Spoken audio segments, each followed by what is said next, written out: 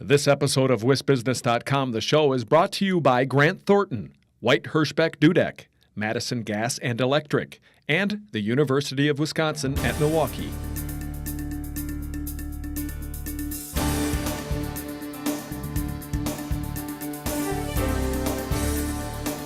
I'm Liz Schrum for the Wisconsin Technology Council, here with WisBusiness.com, the show.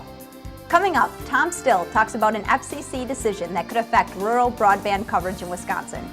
In an interview with the WMC Foundation's Jim Morgan on building a better workforce for Wisconsin. First, here's the WisBusiness.com stock report for early December. Rising state banks. The FDIC's third quarter analysis of state banks showed continued improvement. The 271 Wisconsin-based banks included in the report had a combined profit of nearly $425 million in the third quarter. That's a big increase over the $50 million profit from the second quarter and much better than the losses in last year's second and third quarters. And falling, jobs reports. Negative jobs-related news continues to pile up for Wisconsin. A new analysis from the Fed shows Wisconsin's reported loss of 9,700 jobs in October actually led the nation in losses. Also, the Badger State was one of only 11 to see a drop in non-farm payroll employment from September to October. Economic development experts lament slow-moving legislation to speed up mining permits and to spur more venture capital funding. Recall politics is said to be part of what's holding back progress. That's the WisBusiness.com stock report. Go to WisBusiness.com for more on these and other stories. Tom Still is next with his Inside Wisconsin commentary. What has made Grant Thornton one of the largest accounting organizations in the world, with resources in more than 100 countries worldwide? Is it their global capabilities, or is it their passion for how they serve their clients? Grant Thornton.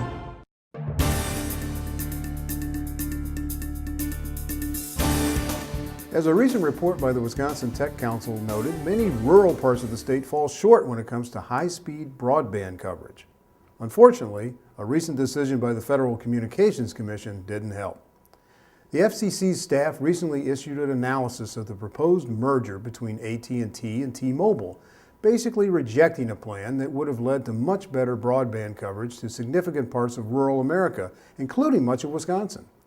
The decision seemingly dismissed information from industry analysts and other third-party observers, most of whom concluded President Obama was right a year or so ago when he set a goal of 98% mobile internet coverage for the United States. It seems the FCC staff missed Obama's text message. Whether it's AT&T, its competitors, or small mom-and-pop carriers, someone has got to do the hard, expensive work of building a better broadband network for rural America. Why? It's an economic imperative, as well as a way to ensure that rural America doesn't fall behind when it comes to healthcare, education, public safety, and more. Broadband is generally defined as enough bandwidth to carry multiple voice, video, or data channels simultaneously. It's fast becoming an essential communications tool for families, businesses, schools, hospitals, and most other institutions in America. But it won't happen, especially in rural areas that lack population density, unless steps are taken to free up investment dollars to speed broadband and wireless coverage. The FCC's own National Broadband Plan has described mobile broadband in rural America as a national imperative. So why the outright rejection of a transaction that could have helped?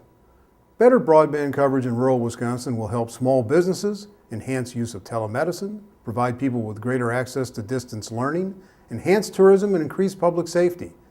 Many nations have leapt ahead of the United States when it comes to broadband coverage, especially in rural areas. Let's not settle for a third world communication system. Thanks, Tom. I'll be right back with Jim Morgan, the new president of the WMC Foundation.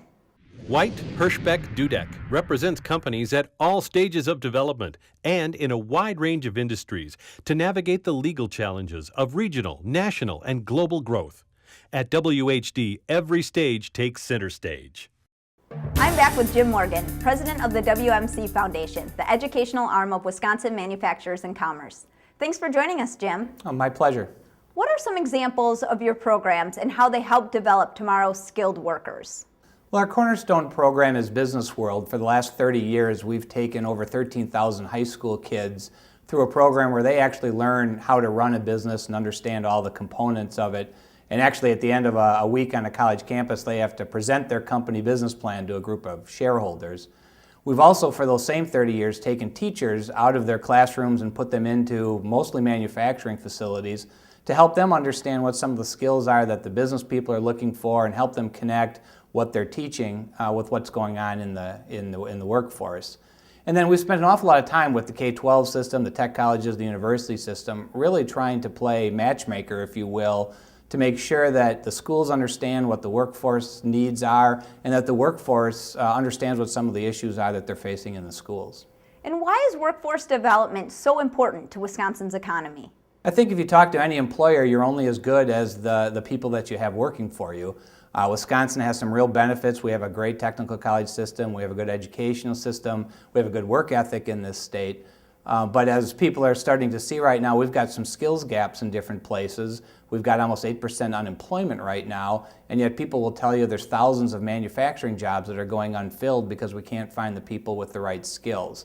And so I think we've got the advantage of a good educational system and a good work ethic. Now we've got to make sure we've got the kids that are interested, especially in the manufacturing jobs, so that we've got that human talent in order to go forward.